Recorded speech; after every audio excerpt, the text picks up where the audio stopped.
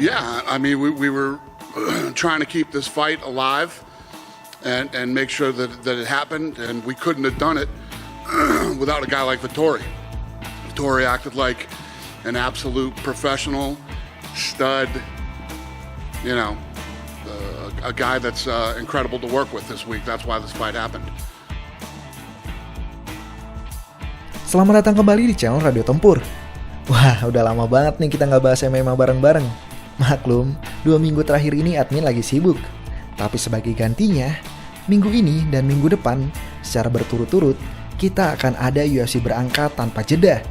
UFC 267 dan UFC 268. Dan dalam 2 minggu ini juga, Radio Tempur bakal full nemenin kalian dengan pembahasan Fight Week dan Fight Recap dari 2 UFC berangka yang sama-sama bertabur bintang tersebut.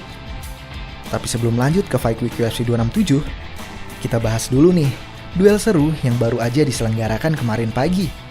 UFC Vegas 41 antara ranking 2 UFC middleweight Paulo Costa versus ranking 5 UFC middleweight Marvin Vettori.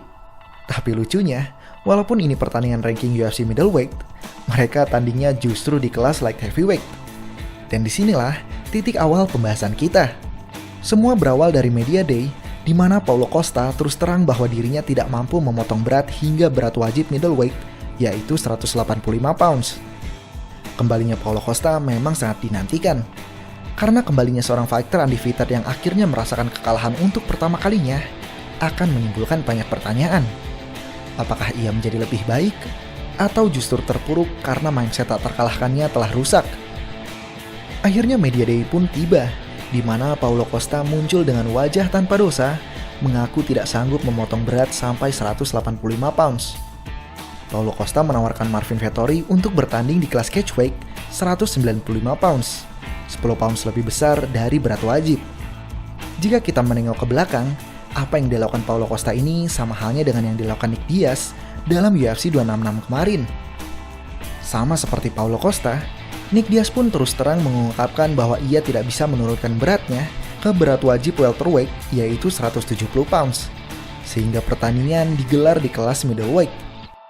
Untungnya, Robbie Lawler setuju dengan permintaan Nick Diaz tersebut. Dalam kasus UFC Vegas 41 ini pun, Marvin Vettori setuju dengan permintaan Paulo Costa itu.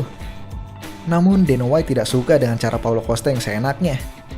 Meskipun pertandingan akan digelar di luar berat wajib, Paulo Costa tetap akan menerima penalti potongan bayaran 20% karena apa yang dilakukan Paulo Costa tetap dianggap sebagai pelanggaran berat over. Mungkin timbul pertanyaan, kenapa Nick Diaz bisa request perubahan berat badan mendadak, tapi tidak diberikan sanksi apa-apa? Kalau menurut gue sih alasannya ada 2. Yang pertama, duel Nick Diaz versus Robbie Lawler lebih kepada duel eksibisi kembalinya para veteran, yang tidak ada urusannya dengan ranking. Dan kedua veteran ini pun tentu sudah tidak lagi menyasar posisi juara. Sedangkan Costa versus Vettori sudah jelas duel perbaikan ranking antara ranking 2 UFC middleweight versus ranking 5 UFC middleweight. Jadi ya sudah sewajibnya duel ini memang diselenggarakan di kelas middleweight. Dan alasan kedua, Paulo Costa bukanlah Nick Diaz. Paulo Costa tidak memiliki star power sebesar Diaz bersaudara. Dana White sendiri pernah bilang bahwa Diaz bersaudara adalah needle mover. Diaz bersaudara seolah bebas memilih lawan siapapun dan berat apapun. Karena siapapun dan dimanapun Diaz bersaudara bertanding, fans pasti menyaksikan. Jadi sudah jelas Paulo Costa pasti kena semprot oleh Dana White atas ketidakprofesionalan ini. Dan makin keterlaluannya lagi, Paulo Costa bahkan tidak mampu memenuhi catch weight 195 pounds yang awalnya ia pintakan. Sehingga lagi-lagi, ia meminta pertandingan digeser ke berat 205 pounds alias light heavyweight.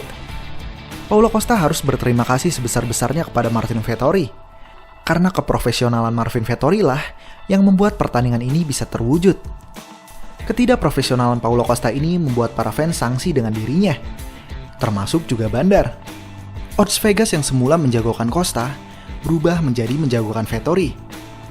Plus 165 untuk Paulo Costa sebagai underdog dan minus 200 untuk Vettori sebagai favorit.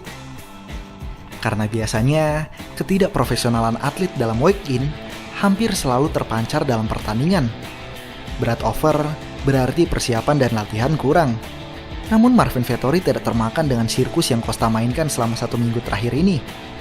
Dan menurut gua, mindset Vettori inilah yang membuatnya bisa menang atas Paulo Costa kemarin pagi. Karena apa yang ditampilkan Paulo Costa dalam pertandingan tidak sama dengan apa yang ia tampilkan selama media day. Di dalam oktagon kemarin pagi, Paulo Costa tetap tampil super eksplosif tanpa rasa ragu sedikit pun. And I'm glad I didn't let go all that tension before the fight. Thinking that he's not ready, he didn't train, he came in fat, like he's not taking this seriously, because he actually did, and it was a trap a little bit, I think. He was willing to scratch the fight, that's for sure, but he was ready also. Sebelum pertandingan ini, Israel Adesanya, sang juara UFC middleweight, sekaligus Algojo yang telah menghabisi mereka berdua, memberikan prediksinya. Keduanya memiliki senjata masing-masing, tapi keduanya juga saling tercounter dengan kartu as masing-masing fighter. Costa harus bisa menghabisi Vettori dengan power monsternya, karena Vettori pasti membawa pertandingan ini ke papan skor. Tapi di sisi lain, Marvin Vettori dikenal dengan tubuhnya yang amat sangat alot. Selama 10 tahun karirnya di dunia MMA, tidak pernah sekalipun ia kalah melalui TKO maupun submisi. Begitupun sebaliknya, Vettori harus bisa membawa pertandingan ini ke papan skor menggunakan clinch dan gulatnya untuk mendominasi dan mengulur waktu. Tapi di sisi lain, Paulo Costa adalah seorang sabuk hitam Brazilian Jiu-Jitsu yang memiliki takedown defense yang amat baik, yang mana bisa kita lihat dalam pertandingannya melawan Yoel Romero. Ronde pertama pun dimulai. Seperti dugaan, Paulo Costa langsung bermain eksplosif. Mengingat ronde pertama adalah ronde prima Paulo Costa. Paulo Costa banyak menyerang menggunakan tendangan kaki kanannya. Tidak hanya itu, striking Paulo Costa pun nampak berkembang dilihat dari leg kick yang sekarang mulai ia mainkan. Meskipun demikian, semua tendangan badan, kepala, hingga leg kick yang dilancarkan Paulo Costa mampu ditanggung oleh Vettori. Pertandingan pun berlanjut ke ronde kedua. Melihat Costa tidak sebugar ronde pertama, Vettori kini percaya diri untuk terus maju menekan Costa. Hingga akhirnya, tendangan keras bagai meriamnya itu berhasil mendarat telak di kepala Vettori. Jika kita menyaksikan pertandingan ini, sejak ronde pertama hingga ronde terakhir, kita bisa mengetahui betapa kerasnya tendangan Costa cukup dari suaranya saja. Semua tendangannya terdengar seperti tendangan yang mendarat ke arah thigh pads. Masalahnya ini tendangan ke badan, men.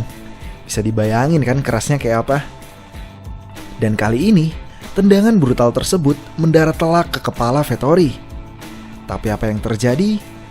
Vettori mampu menelannya begitu saja. Vettori memang goyah dan harus mundur. Costa menerjang mencoba menghabisi Vettori sebelum ia berhasil recover. Namun sayang, Vettori terlanjur pulih. Seperti yang dikatakan Israel tiap kali membahas Vettori, aset terbesar seorang Marvin Vettori adalah dagunya yang amat kokoh. Israel bukanlah fighter yang mengandalkan power semata. Ia lebih menggunakan timing dan speed untuk menghabisi lawannya. Namun dalam 8 ronde penuh pun, kejeniusan striking Israel tidak mampu menemukan celah untuk menghabisi Vettori. Dan ternyata, tubuh Vettori tidak hanya mampu menelan serangan fatal dari timing dan speed saja, namun juga dari power. Meski demikian, Paulo Costa bisa bersenang hati, karena berkat tendangan kepala itu, ronde ini masuk ke kantong Costa. Tapi sayang, di menit 3 lebih 20 detik, tanpa sengaja Paulo Costa mencolok mata Vettori. Dan Jason Herzog yang bertugas saat itu dengan tegas dan tanpa ampun langsung mengambil 1 poin dari Paulo Costa. Pertandingan pun berlanjut ke ronde ketiga. Ini adalah kali kedua Costa di sepanjang karir MMA-nya masuk ke ronde ketiga, di mana pengalaman pertamanya adalah ketika melawan Yoel Romero dalam UFC 241 pada tahun 2019 silam. Jika kita melihat waktu istirahat, Paulo Costa selalu duduk di bangku istirahat dengan cornerman yang membantu menggoyang-goyangkan tangannya untuk merilekskan otot Costa. Sedangkan Vettori, tidak sekalipun dalam pertandingan ini ia duduk di bangku istirahat. Selama waktu istirahat, ia tetap berdiri sambil mendengarkan masukan dari cornerman-nya. Tapi inilah yang tadi gue bilang dengan mindset Vettori yang membuatnya mampu memenangkan pertarungan ini. Ada 2 hal yang mungkin saja bisa membuat Vettori menyepelekan pertandingan ini. Yang pertama, Paulo Costa tampak kurang persiapan jika dilihat dari dirinya yang tidak mampu memenuhi ketentuan berat badan. Dan yang kedua, tidak pernah sekalipun dalam karir Paulo Costa masuk ronde 4 dan ke-5, yang mana bisa diasumsikan bahwa Costa akan kehabisan gas tank di ronde-ronde tersebut. Namun kenyataannya tidak sama sekali. Costa tampil sangat eksplosif bahkan hingga di ronde-ronde terakhir. Dan mindset Vettori yang tidak menyepelekan Costa dan tetap menganggap Costa akan datang sebagaimana versi terbaik Costa itulah yang membuat Marvin Vettori memenangkan pertandingan ini. Hingga akhirnya masuklah ronde terakhir. Costa memang tidak seaktif ronde awal, namun powernya tetap mengerikan. Dan seperti apa yang dikatakan Michael Bisping di bangku komentator, sekuat apapun tubuh manusia, pasti ada batasnya. Dan Vettori menunjukkan bahwa tubuhnya sudah mulai tidak mampu menelan serangan-serangan brutal Costa. Gue sendiri menjagokan Vettori dalam pertandingan ini, dan ronde kelima bikin gue sangat tegang. Utamanya karena di bangku istirahat menuju ronde terakhir ini, pelatih Costa melihat bahwa di detik-detik akhir ronde, ketika juri memberikan tanda 10 detik sebelum ronde berakhir, Vettori selalu menurunkan pertahanannya, yang mana menjadi kesempatan emas untuk menghabisi Vettori. Dan detik akhir ronde terakhir adalah momen yang tepat untuk mengerahkan semua power yang Costa miliki untuk menghabisi Vettori. Namun sayang, di detik-detik akhir pertandingan, dengan pintar, Vettori langsung mempepet Costa hingga bunyi bel tanda berakhirnya pertandingan. Sehingga Marvin Vettori menang unanimous decision atas Paulo Costa.